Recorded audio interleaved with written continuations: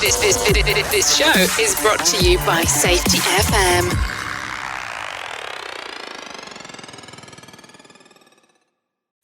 The following program is rated for mature audiences. It may contain adult language, adult situations, and frank safety discussions. The names and certain details have been changed to protect the safe and the unsafe. But believe me, every item in here is true. That all-important paperwork today on Safety Wars. It's been said that today's worker can actually go from the start of their career to retirement without ever seeing a catastrophic incident or fatality in the workplace. This is a testament to people and systems being in place that have improved workplace safety over the last 50 years.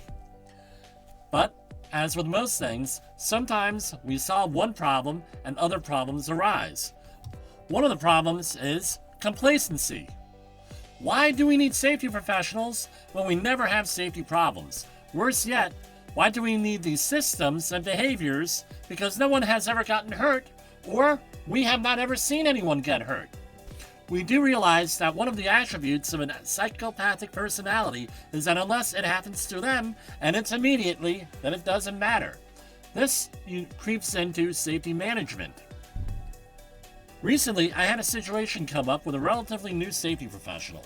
To his credit, he is credentialed, he has a degree in safety from a very well-known university, and he's only been in the business about 9 years. This is the situation. I'm an owner's rep on a construction site. So, as part of my job, I have to ask for certain documentation. I got a whole bunch of pushback from this guy. I'm not giving you the documentation. Nothing ever happens for that situation. Some of the other excuses I hear from other people, right? And it's usually in front of an insurance person, regulator, or attorney. We haven't had an accident in years.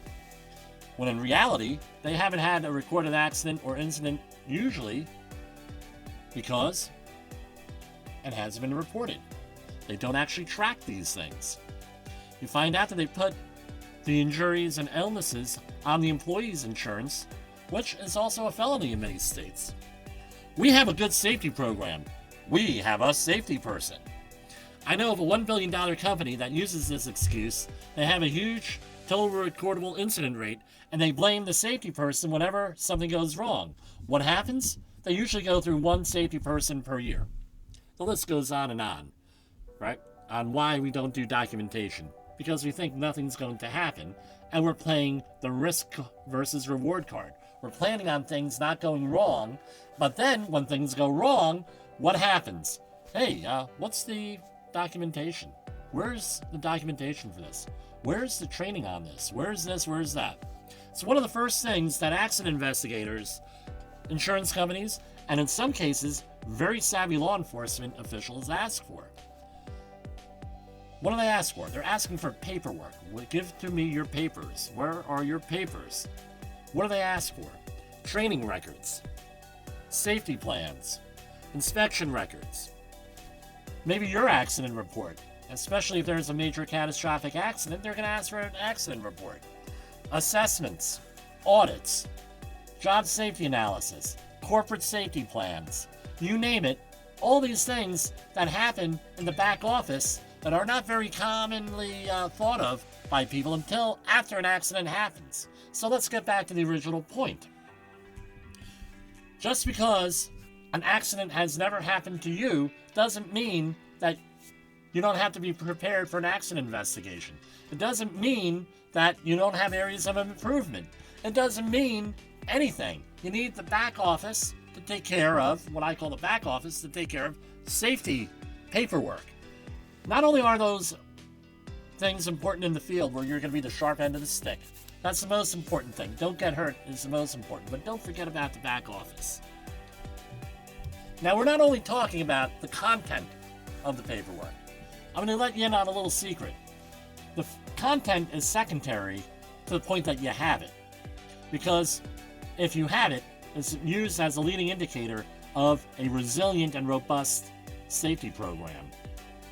Maybe you're not doing, I'm not saying pencil whip things, but maybe you're not doing things really well, but the fact that you have a system in place that you could build on and improve and maybe delegate to someone else is a great thing for safety overall. What happens is, if there's a catastrophic injury, I mean, you can look at accident records and you can look at newspaper reports where there's people who actually have an accident, and what do they end up doing? They backdate training records, they backdate and fabricate records, all different types of stuff. And when they get caught, it could be a criminal act, especially if there is litigation involved. So what happened to our guy that gave me all this pushback? It turns out that he did produce paperwork that I needed. But the fact remains that he has the belief, and his organization has the belief, that none of this stuff matters. None of this matters. And as I pointed out to his management, this is not a road you want to go down. You need to learn from other people's mistakes. You have to learn from other people who have had catastrophic incidents.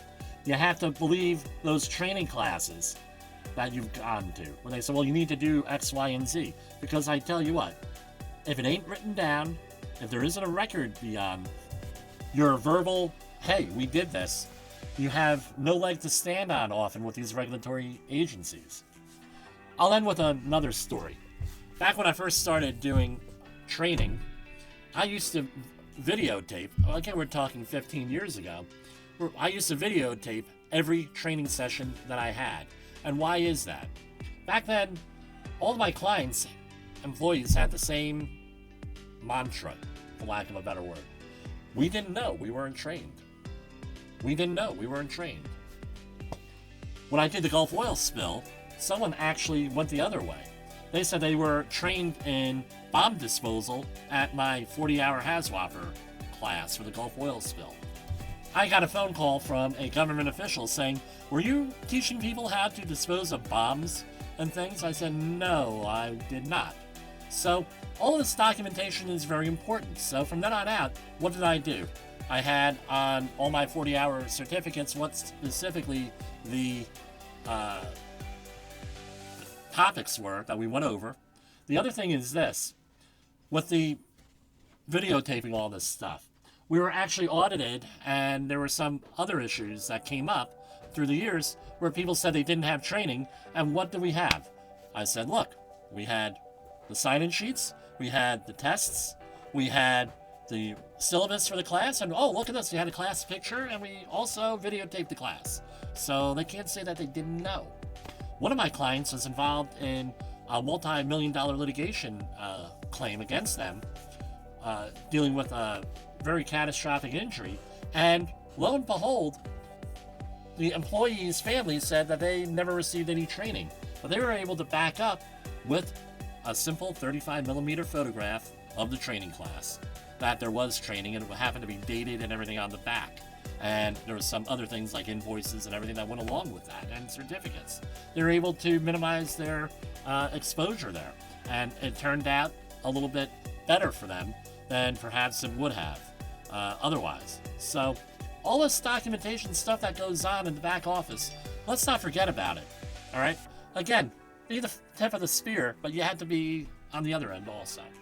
For Safety Wars, this is Jim Posel. The views and opinions expressed on this podcast are those of the host and its guest and do not necessarily reflect the official policy or position of the company. Examples of analysis discussed within this podcast are only examples. They should not be utilized in the real world as the only solution available, as they are based only on very limited and dated open source information. Assumptions made within this analysis are not reflective of the position of the company. No part of this podcast may be reproduced, stored in a retrieval system, or transmitted in any form or by any means, mechanical, electronic, recording, or otherwise, without prior written permission of the creator of the podcast, Jay Allen.